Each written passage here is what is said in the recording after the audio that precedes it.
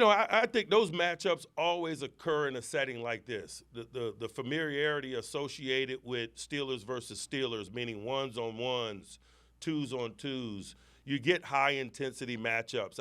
I've liked the Freiermuth D. Elliott matchup, for example, has been on display here, and so there's a lot of those, and it is reflective of things in the past because I'm not looking for the feel good. I don't go ones versus twos, twos versus ones. I want to sharpen iron on iron. And so it gets intimate at times.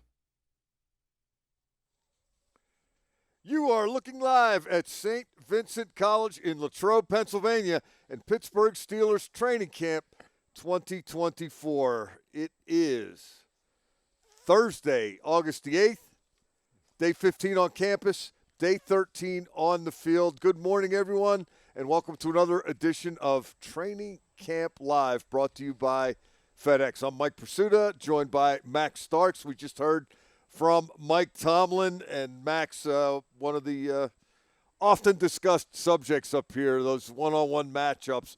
He was specifically asked in that instance about George Pickens against Joey Porter Jr. Mike Tomlin shifted it to Pat Freiermuth against Deshaun Elliott. There are plenty to go around, aren't there? Oh, no. There's a smorgasbord of options. You can think about Troy Fautanu, who's been getting work against T.J. Watt the last couple of days. Obviously, how's that going, by the way? Yeah, Troy Fautanu was actually looking pretty good. I mean, considering TJ's not at full TJ strength, where he's coming at an opposing quarterback to take him down to the ground, I thought it's been very good for the young rookie to get a use and to the speed.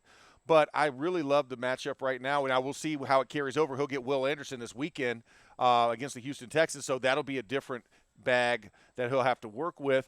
But I think for now purposes, it's getting him used to the speed of the game. And staying with the offensive line, you look at Zach Frazier going against Keanu Benton a couple of times, getting that Mason McCormick went against Cam Hayward. So the rookies are getting some good exposure against one talent, top 100 player talent in this situation. I love the Pat Freiermuth, Deshaun Elliott. I think Deshaun Elliott plays a very physical brand of football to kind of get Pat ready, that if he is going to be an individual who gets more attention in this offense this season, he needs to go up against top talent to figure out how to get himself open, how to separate, and how to still catch the football. So I really love all those matchups. And then you think about it, Patrick Queen and Landon Roberts going against Jalen Warren and Najee Harris, right? In the hole, decisions made, very spicy backs-on-backers play. Fun stuff. Deshaun Elliott, when they signed him, I thought, okay, guy's been in the league. He's played some ball. Knows what he's doing. No big deal. Yeah. Wow. Yeah. Different guy than I thought he was. Completely. Again, we haven't seen him in a game yet. Haven't seen a game, but practice. And his presence and his perspective, the way he wants to be a spokesman for the team, the way he wants to be heard out there chirping and trash talking, the way he wants to seek out these matchups with Freiermuth. I think this guy's a find, Max. No, I think he's a great find. I mean, I also think Van Jefferson is a find. I love what Deshaun Elliott brings to this defense because, like you said, you want to see somebody that complements Minkah Fitzpatrick, that allows Minkah to rove and roam, and that's what Deshaun Elliott gives you. He gives you an in-depth knowledge. He's going to know his playbook. He's going to know where the holes are. He's going to know how to play. And that comes from being a veteran in this league. Like, you learn the system, then you kind of figure out where the holes are. And if Minkah wants to do something, you're knowledgeable enough to make up for that. Kind of like, when Troy was around, right? Ryan Clark, Chris Hope were the individuals that moved around and just made Troy right, whatever he had an instinctual moment to do. And so I really like the fact that this DB room is really competitive. A lot of work. You're talking about depth on that group. Dante Jackson and Van Jefferson had some great matchups against each other in that. Deshaun Elliott, a guy that can play nickel and safety in those situations, depending on if you want to go with a big nickel or a 3-safety look. He fits in very well. So there's a lot of versatility. And like you said, I love these matchups on the outside because you're going to see that in stadiums. Every team's got a Monstar at wide receiver, and some of them got two. So you need to be able to combat those guys and figure out where they are in the formation. You mentioned freeing up Minkah a moment ago. Is it accurate to recall, or am I remembering this correctly, that last year, particularly early in the season, they were having some trouble stopping the run? Yeah. And then they had some trouble at inside linebacker with the injuries, and Minkah was down in the box more. Yes. And he was more kind of stuck doing what somebody else should have been doing instead of being the guy to roam around and use his instincts and go hawk the ball. Yeah, as the season wore on. Yeah, I mean, we say ball hawk. Yeah, he is a ball hawk. Can that be a verb, hawk the ball? Yeah, you can hawk the ball as well. Okay. I mean, you know, as long as he's looking for the ball and not trying to tackle somebody, you know, in the hole, we're good. But I mean, we would prefer to see Minkah Fitzpatrick be able to freestyle. That's the word I was looking freestyle. for. Yeah. Let him freestyle because that's when Minka's at his best, right? That's the Minkah magic that everybody talks about. He's a guy that has a natural sense for what's going on in a game, what a quarterback wants to do. But when you get stuck with dual responsibility, or like you said, you got to step in the hole, you got to be a nickel or a dime backer because you don't have enough backers and they need speed there. He's the next physical matchup choice. But you get that freedom now with Deshaun Elliott, being able to play with him and have him move around for you so that he creates the space that Minkah needs to be his best. And I thought, you know, his turnover numbers weren't what you would expect. But I thought he had a really good year. No, he's a solid, and that's doing what he had to as opposed to what he was capable of. It doesn't always show up on the stat sheet as some amazing number that you expect a DB to have, but when you watch the film, he fills the gaps. And that's the biggest thing you can say, especially when they were winning games in that second half of the season. He was doing the dirty work, whether it was taking on a block to free up another guy or a linebacker getting in to make a play. He didn't have to make the play every time, but he was always in position to make it if it happened to be that way. But like you said, he wasn't in open green grass. He was always engaged. He was always having to fend off somebody or make a tough tackle, and he wasn't being what a free safety is. You know, he was playing more of a strong safety linebacker role last season. Of course, the Steelers have a game coming up. And by the way, I'm a little bit I feel a little different. Normally, it's not a public practice the day before a game, but here we are. Yeah. They've got a game tomorrow night back in Pittsburgh, and here we sit this morning at St. Vincent College watching the Steelers on the field, and there are a bunch of people here with us doing the same thing. What should we expect in a first preseason game? Hey, you know when you go to certain places and they offer you that little sugar cone at the end of a meal, and you can go to that little soft serve machine and you can pull down, you know, a dessert, a tasty treat. Vanilla is usually the flavor. That's what we're getting tomorrow. Okay. Food reference. Vanilla's usually pretty good. Vanilla's a solid staple, but there's no sprinkles, there's no cookies, there's no cherry, there's no butterscotch or chocolate fudge that you can put on top of it. It's just vanilla on a sugar cone. Got any experience along these lines? Or? I might. I have kids. Okay. I have kids. That's my excuse. At least that's my excuse. So what then are you looking for in terms of vanilla? Just clean, crisp, physical execution. That's it. Learn, because right here we're going to learn about what the bread and butter can potentially be for this team, whether it's in the run, whether it's a base passing package that we're going to see defensively. How do you just stand up and base 3-4 without any real blitzing, any exotic blitzing, or any matchup-driven type of plays where you're getting a guy on a guy specifically. I think that's what we're looking for, and that's what we want, is to see just how this team operates just on the field against other talent, mano-a-mano. How do you stack up on the one-on-ones? You're not going to see anything really special, really exotic out of the playbook.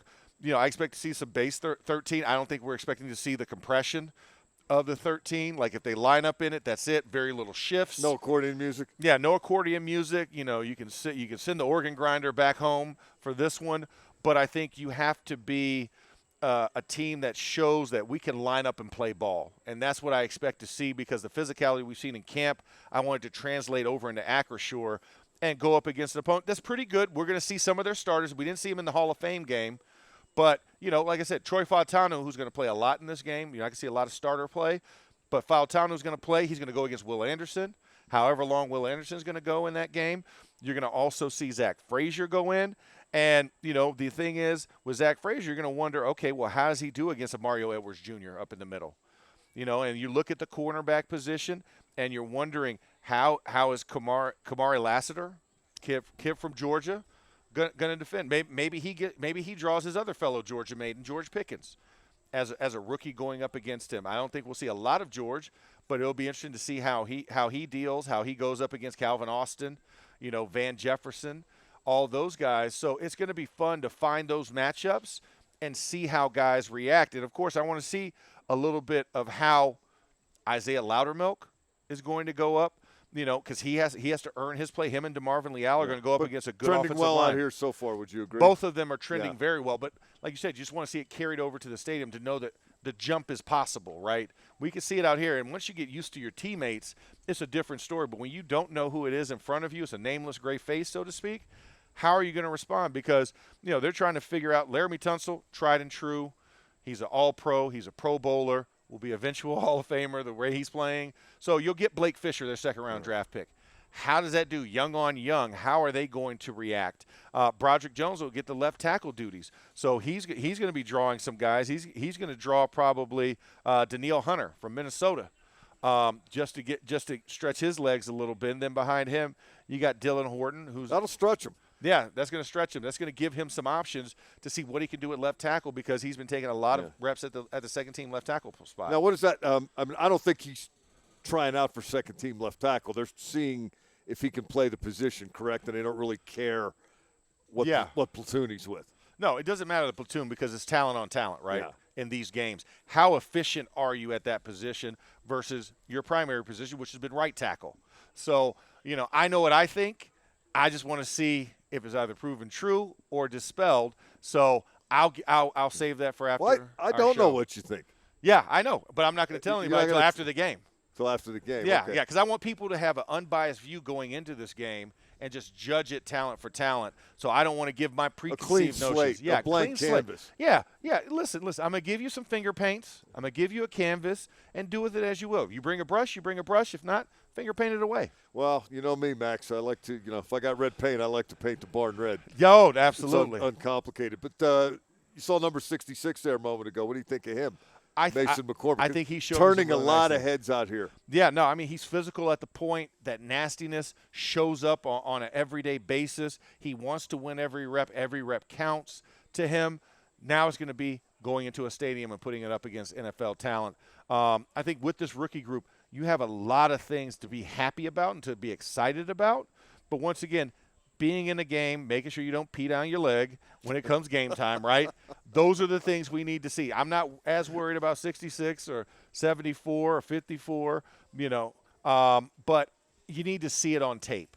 And that's why I think the biggest thing is put this practice tape into game tape. And is the conversion the same? Is it 1-to-1? When I go to the money exchanger, are we getting a 1-to-1 trade? Or are we getting an 80-to-1 trade? You're not getting a full dollar out of it, or in other places you're getting $500 to 1. That's what we want to see. What does it look like in a stadium environment?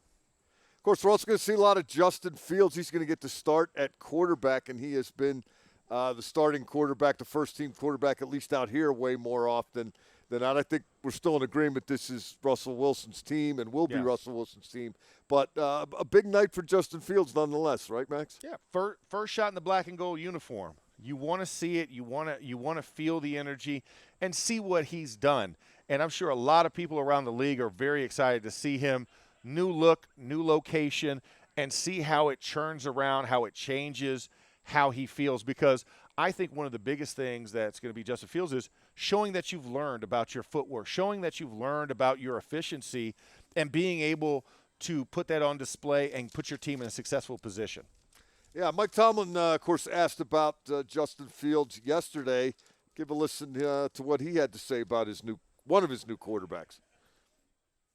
I'm probably going to give that quote-unquote first unit and him included in that a couple of series. And what was the second part of your question? What's he done that you liked that you've seen here?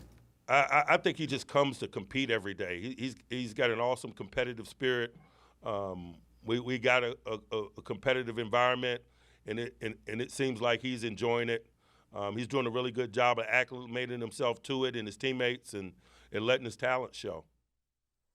I'm probably – Max, Mike Tomlin also talked about the perceived improvements in Justin Fields. Tomlin referenced footwork in the pocket, body balance, and the posture from which he throws. Yes.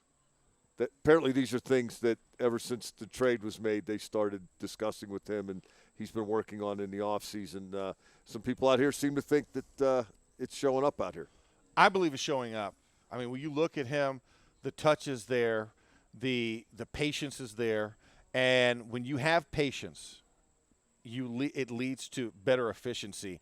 And when you have a better offensive line, Mike, that also relates a lot to being able to get in the right body posture, being able to get in the right footwork. So I think he's working with a lot more than he had in Chicago.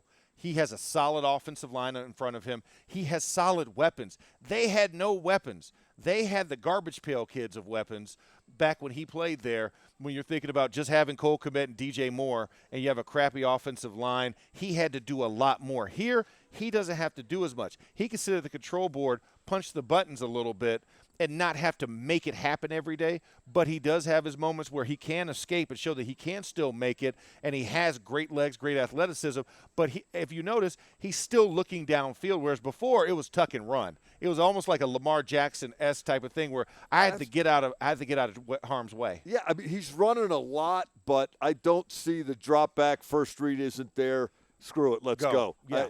Sometimes he almost holds the ball too long. Yeah. Because he's looking second, third, and only running as a last resort when it's not a design run. Yes, exactly. When he's doing the design run, he's doing it very, very well. Another thing I think, this is just kind of me putting 2 and 2 together and coming up with 4, but being around a guy like Russell Wilson, who is maniacal in preparation, guy who's first guy here, last guy out, this has got to have an effect on Justin Fields, doesn't it? I mean, if you want to learn how to prepare to be an NFL quarterback, you got a master's class going on out here. No, I mean, and he hasn't had that. In his entire NFL career, he's never had that. At Ohio State, he hasn't had, because he's been the man everywhere he's gone, and then they put people in there not necessarily to push him, but just to be along for the ride. And for the first time, you have somebody who's been there, done it at a highest of levels, and you get to learn from him. He has a wealth of experience. Talking about a decade-plus experience. He hasn't had that in his quarterback room. And a guy who's also unselfish in approach, which is Russell Wilson, because Russell Wilson has a confidence in himself. So I think Justin's learning to have that confidence in himself, but also learning the pathways to leadership and to being an elite-level quarterback. I mean, he definitely gets his work in, but he is also habitually upbeat, Russell Wilson. And I'm not just talking about the even when he was not participating in 11-on-11 reps, he was congratulating guys and pumping up his side before the drill began. And he's done 3 or 4 media sessions already, and he's done them enthusiastically. I know this isn't necessarily a reflection of who the guy is, but some quarterbacks like to talk once a week. They have their only day where they talk. Yeah. He just seems all into me, Wilson. Have you been around a guy, or can you compare him to anyone you've been around? Just that vibe, that Russell Wilson experience. Yeah. It's different. Yeah, it reminds me a lot of like Phillip Rivers. I was around Phil a lot, and Phil was a guy that, even going back to Senior Bowl practices before we got to the NFL, and then, of course, briefly being teammates with him in San Diego, or then San Diego Chargers. Phil was that type. He wanted to know what everybody thought. He wanted to be in your face. He wanted to demand excellence, but also go out and show it on a day-to-day basis. He wanted to hang out with you and get to know all your little idiosyncrasies, but that would probably be the closest equivalent to a guy, and he's always hot. He's always hopped up and happy and excited, ready to go out and play this game. Yeah, and I'd heard that about Russell Wilson, and I talked to some people in Denver that I know, and they said, this guy's going to be different. You're going to you haven't been around this, and they were right, but it's coming off as sincere to me. It's different. And I don't know, a lot of people are going to mimic it, but he is being who he is, and he's loving every minute of it, I think. Yeah, so I went on a national radio show earlier this week. One of my buddies called me up, and he tried to make this line about corny and compared him to a current Olympic athlete, and I had to shut him down. He said it in a previous section before I came on air, but I was like, no, I listen. And I said, and he is not what you're saying he is. I was like, let me just display it to you. I had a similar preconceived notion about him, but being around him and seeing how he operates, not only on the field but off the field, in the lunchroom, what he does behind the camera, behind closed doors, it's sincerely and unapologetically himself. And that's just how his DNA is. Yeah. Regardless if people want to make up for it because you only get a snapshot once or twice a week when he does a press conference, but his daily habits lead you to believe this is who he is to his core, and you can make your own assumptions about it. But I can tell you, every guy on that field respects and looks up to that man for what he does. And it's not an act. It's who he is. Now, still got to win games. Still got to throw touchdowns. Got to win games. Got to do that. But it's just been remarkable. You see him working the autograph line and just all the things he did. This guy did more as a Steelers quarterback before taking a snap than any quarterback in Steelers history, right? Yeah, I mean, exactly. He was everywhere doing everything. And never stops. Like, until the last person is down along that fence line, wherever he's at, he's going to sign every single autograph. And I think that's something that's rare, that you make yourself accessible and available. So I tip my hat to him for what he's done, and I think it's rubbed off on the rest of the quarterbacks. I think it's rubbed off on not only Justin Fields, but a Kyle Allen. I think a John Rice Plumlee is learning something as well. And that brand new quarterback room, they're all starting to take the shape in Russell Wilson's likeness. Follow his lead because he is a leader. Max, what are your three keys for this game coming up against the Texans? Own the line of scrimmage. That's number one. Number two, I want to see chemistry with the receivers and quarterback. That's another key. And then, of course, on the second one, how does this young defense that will be put out here, the second line, so to speak, how do they react to the pressure of playing an extended role in the season? Those are the three things I'm looking at because I want to see how that secondary meshes. I'm looking at Corey Trice. I'm looking at DeMonte KZ. I'm looking at Beanie Bishop, right? Because I think he's got an opportunity to gain a prominent role because of the Cam Sutton suspension. So I want to see how these guys mix the work. And, of course, Peyton Wilson.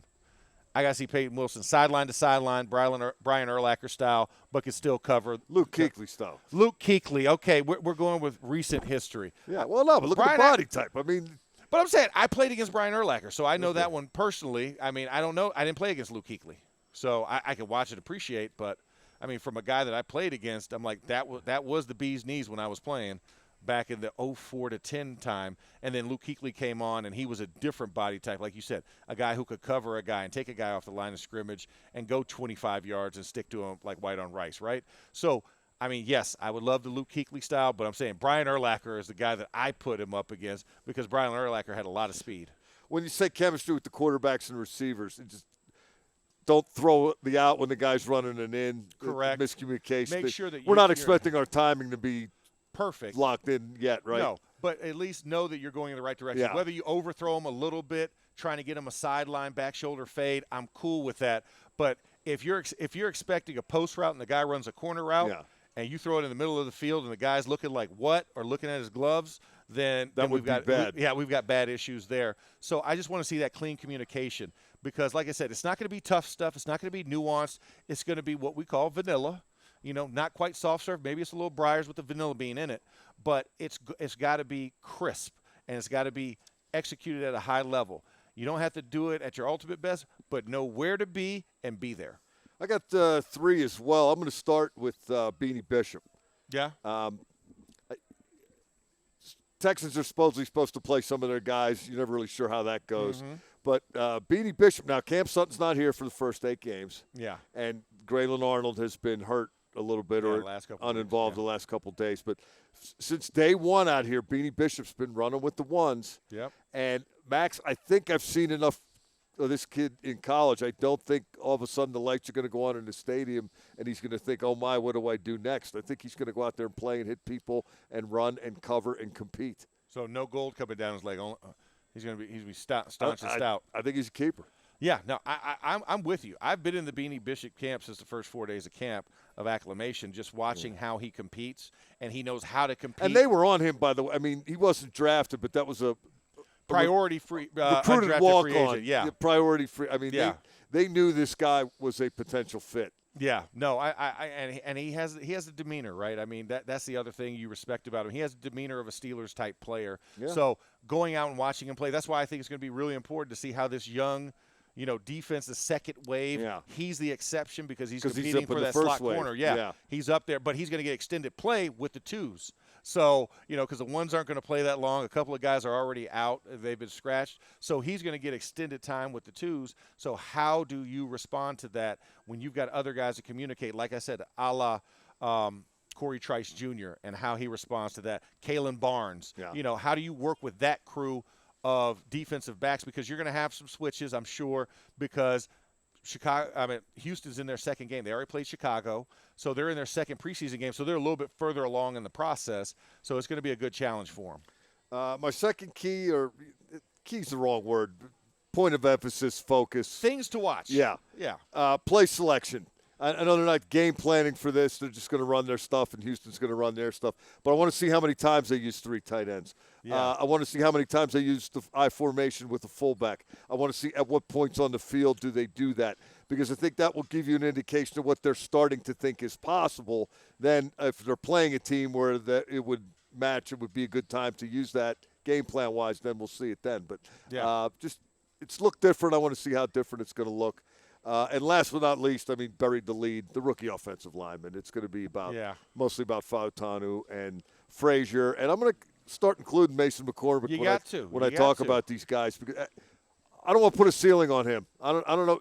We're all perceiving, or at least a lot of us are probably perceiving Fautanu and Frazier as starters. I'm going to see what Mason McCormick can do as a rookie. No, I'm going to see what he's going to do. Because this is their first chance to really go prove themselves, to really go out there, be unbridled in their rage and their physicality.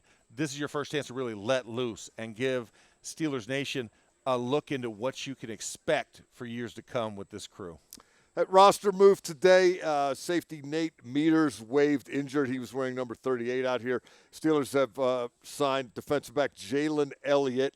He's going to wear number 34. He is 6'2", 210 pounds. He was here last year in training camp, spent some time on the practice squad last year. He's a veteran of 8 career games played with Detroit in 2021. He's also been in the New England and the Raiders organizations. Jalen Elliott will wear number 34. Easton Gibbs, the linebacker they added this week, will now wear number 40. That's going to do it for us. There is no wrap-up show today, so the next time we talk to you will be Sunday when the Steelers are back out here at St. Vincent College, returning to the practice field after Friday night's preseason opener against Houston and an off day on Saturday. Until then, for Max Starks, I'm Mike Pursuta.